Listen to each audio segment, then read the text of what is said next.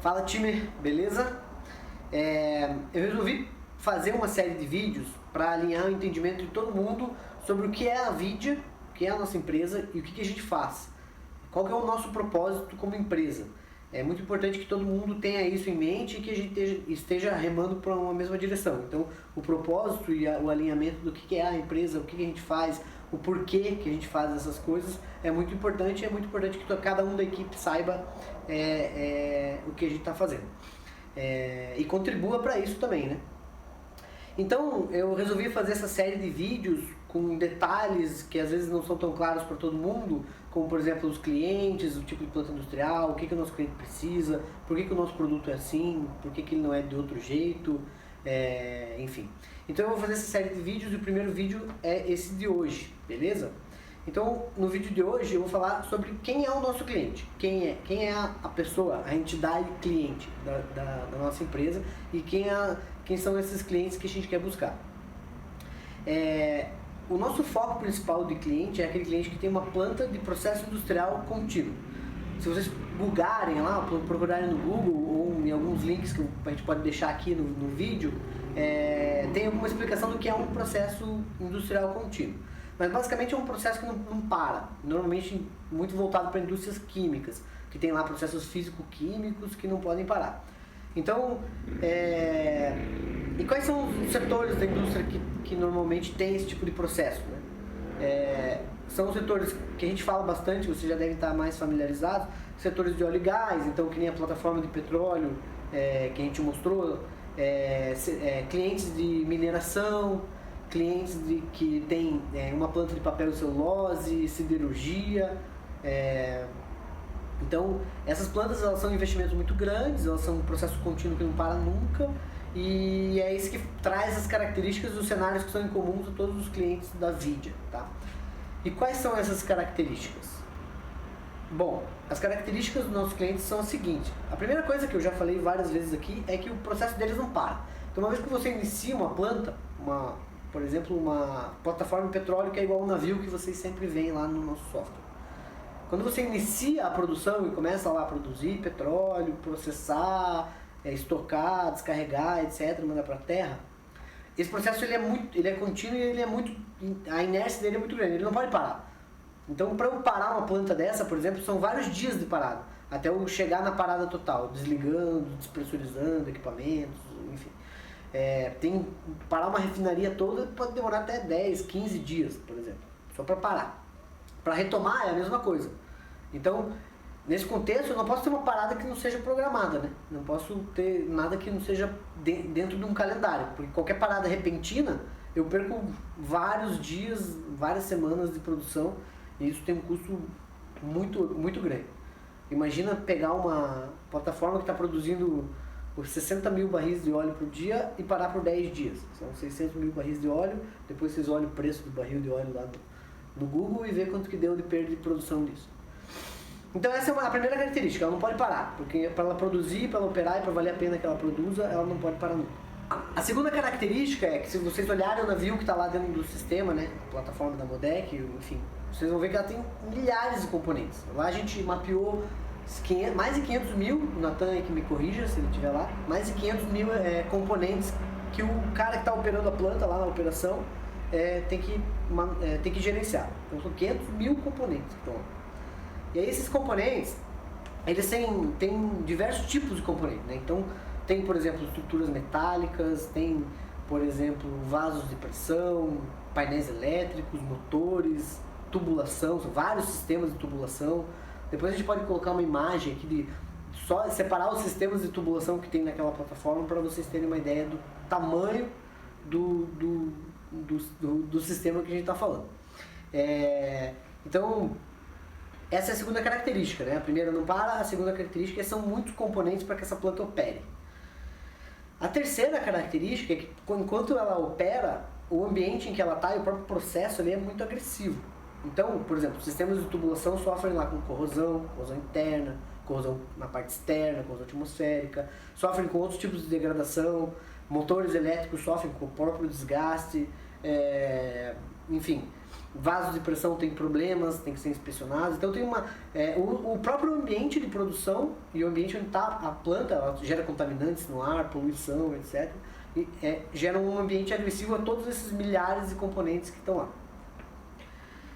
Então, e como são muitos tipos de componentes, já chegando numa quarta característica, como são muitos tipos de componentes e cada tipo de componente é diferente, cada um tem um tipo de inspeção e de manutenção específica para ser feito.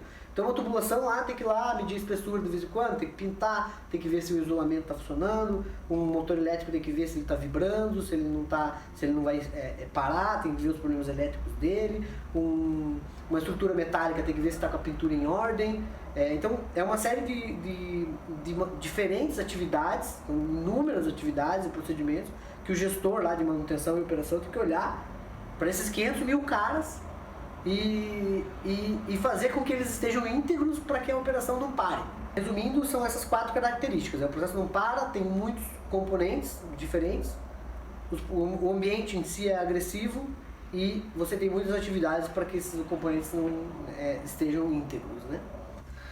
Bom, mas a gente falou muito da planta, falou muito de empresas, de setores, etc. Mas vamos falar um pouquinho das pessoas, assim, né? Quem são os caras mesmo que fazem a coisa acontecer dentro desses clientes? Imagina que a gente está falando de empresas que são enormes, né? Tipo Petrobras, Vale, Braskem, etc. Então, essas empresas elas têm uma infinidade de setores, de cargos, pessoas específicas de ponta a ponta, desde a parte realmente de operação até, enfim, assim como a nossa empresa, marketing, comercial, business, importação, financeiro, etc. Então, não é, para nós, o que interessa hoje como foco, que o nosso produto atende, não é a empresa inteira. Então ela atende um setor bem específico dentro da empresa, que são aqueles cargos e aqueles setores que trabalham especificamente na fase de operação e de manutenção da planta industrial. Eu vou explicar no próximo vídeo o que é essa fase de operação e manutenção de um ativo industrial. Esse ativo ele tem várias fases durante a vida dele, desde que você esboça um projeto de uma planta industrial até que você desmonta ela durante vários anos. E uma das fases é justamente a operação e a manutenção, e é uma das fases mais longas, inclusive, que é onde o ativo está produzindo, que a planta está produzindo. Então, dentro dessa fase de operação e manutenção, nosso cliente como pessoa, são aqueles cargos envolvidos na integridade, que é o pessoal que avalia a integridade, faz inspeção, vai lá, olha e vê a integridade dos equipamentos, se eles estão aptos a estarem operando com segurança, enfim, com produtividade. A gente atende a pessoas de manutenção, que são aquelas pessoas que executam atividades lá para corrigir problemas, ou para prevenir problemas, ou para fazer manutenções para que o processo melhore. A gente atende atividades da própria operação mesmo, da produção. E por a gente ser uma startup com um produto muito inovador, dentro das plantas a gente atende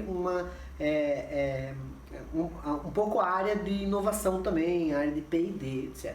Tá? Então basicamente são essas áreas que eu falei. E normalmente as pessoas que a gente trata, que são nosso foco para que a gente apresente, que a gente mostre a solução, para que usem a solução, etc., são gerentes das plantas, até diretores, coordenadores, engenheiros e supervisores eventualmente.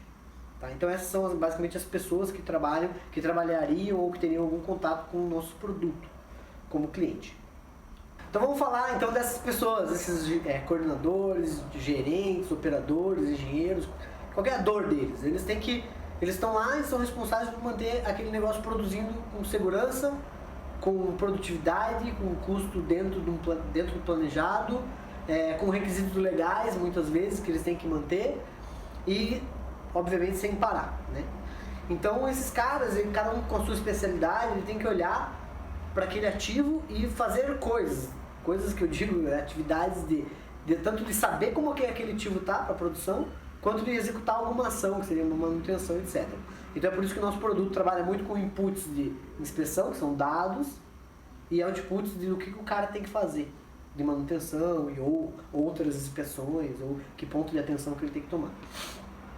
Então essa é a dor do cara, porque como são muitos equipamentos, muitas disciplinas, muitos elementos para controlar, é muito difícil você inventariar isso, você ter uma lista, você ter uma base de dados num lugar só, você ter uma base de documentos num lugar só, de engenharia, você ter processos, procedimentos no mesmo lugar e que as pessoas... Então é muita coisa.